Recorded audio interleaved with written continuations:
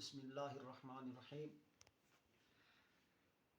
میں محمد اسماعیل نعیمی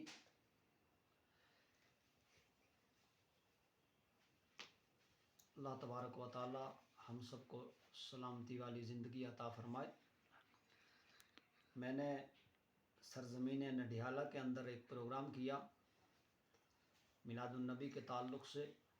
وہاں دوران تقریر ایک شخص نے سوال کیا، بہرحال اس نے دور سے پوچھا کہ نورنامہ پڑھنا کیسا ہے، تو مجھے اس کا علم نہیں تھا، میں نے پڑھا نہیں تھا نورنامہ، تو میں نے سوچا کوئی رسول اللہ کے عشق پہ کتاب ہوگی یا حضور کے محبت میں۔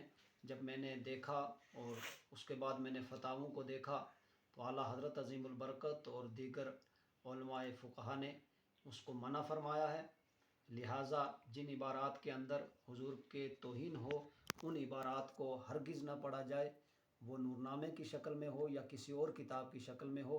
تو لہٰذا اگر میں نے جلدی میں تقریر میں کہہ دیا کہ نورنامہ پڑھا جائے تو لہٰذا میں اپنی اس بات سے مکمل رجوع کرتا ہوں۔ اس لیے ہر مومن مسلمان بھائی کو چاہیے کہ ان عبارات سے محفوظ رہے، اس سے ہرگز بچنے کی کوشش کرے اور ان عبارات کو نہ دیکھے جن میں حضور کے مقدس، حضور کے نبی کریم صلی اللہ علیہ وسلم کو کسی چیز کے ساتھ تشبیہ دی جائے۔ اللہ تعالی ہم سب کو سلامتی والی زندگی عطا فرمائے۔ السلام علیکم۔